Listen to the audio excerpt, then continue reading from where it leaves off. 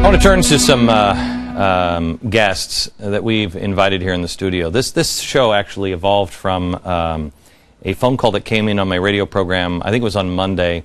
The video of the kids, the middle school kids that were singing about, hey, stand up and protest, these corporations. That was taken. The video was taken by a fan of the show and a listener of mine. We flew her in, but because of the bad weather here in New York, they just landed, so they're not going to be able to be on the program tonight. But I asked at the time for people to come that have had enough and have found things in their own life and are looking for ways to connect or are looking to connect with others. We have to start doing that, and I want you to go to my website at glennbeck.com and sign up for my email newsletter.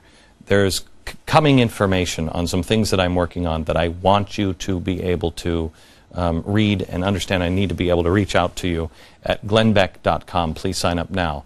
Now, Cindy Rose is a mother from Maryland who was outraged what was written in her 9-year-old daughter's textbook. Glenn Rickabaugh is a dad from Pennsylvania who says one of his daughter's teachers is a Marxist. His daughter is here with him, trying to get the school board now to stop the alleged indoctrination.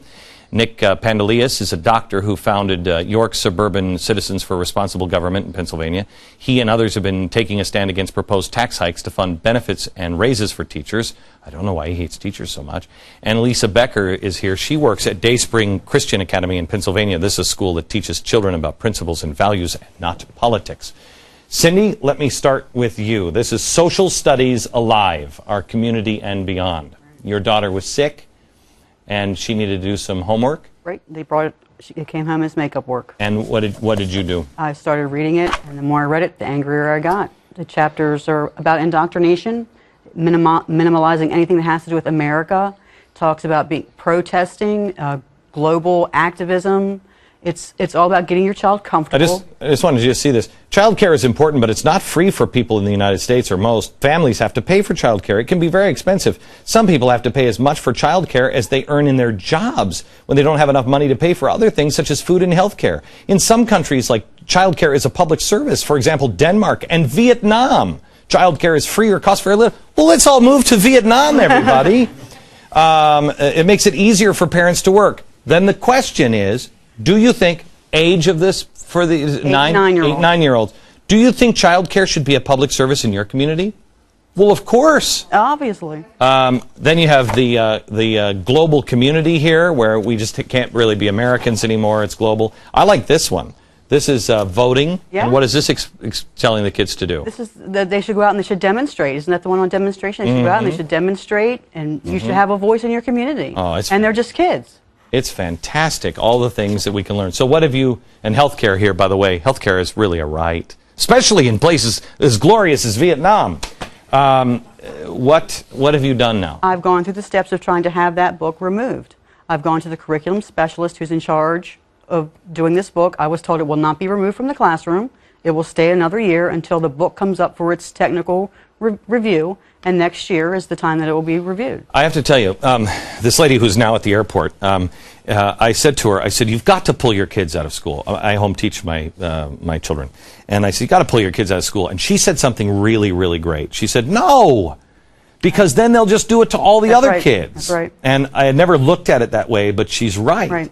But the reason, the genesis of this show is to get people to stand together. Cindy, do you have other parents with you in the school? I do have other parents. I have school board members. We have a brand new school board.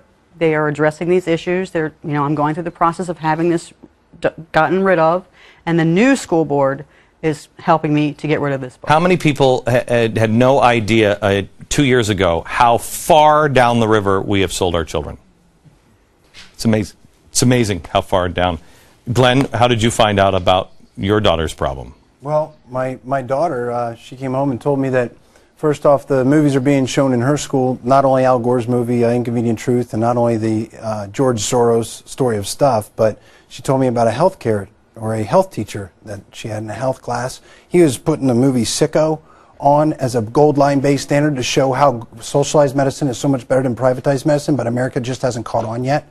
And additionally making comments like, the Constitution is 400 years old. Why would we follow a Constitution 400 years old that was drawn up by a bunch of rich old white guys? Did he, did he actually say 400 years old? Yeah. Yeah.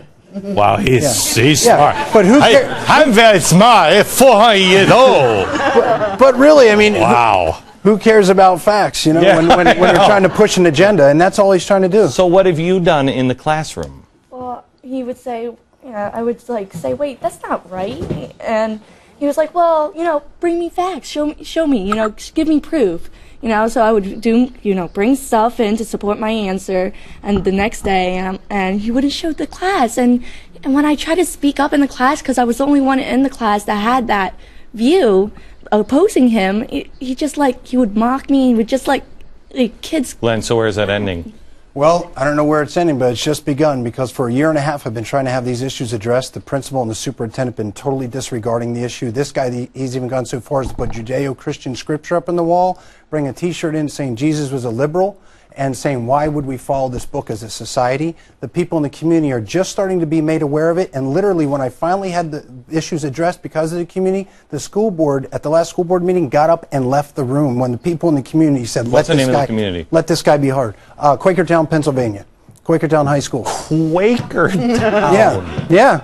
That's unbelievable. That's just the tip of it, believe me. All right. So listen, there are on the banner. Tiffany put one of the banners up which says where you can get involved. On the banner, there are people that contact. What's a dad to do at gmail.com. You'll see these things. If you want to get involved, the point of this is the best organized, as you're seeing in Egypt, the best organized wins. Well, they are years and billions of dollars ahead. So what are you going to do? With love and courage, stand up and start finding those people next to you that will stand up and take on the system at the local level. Back in just a second.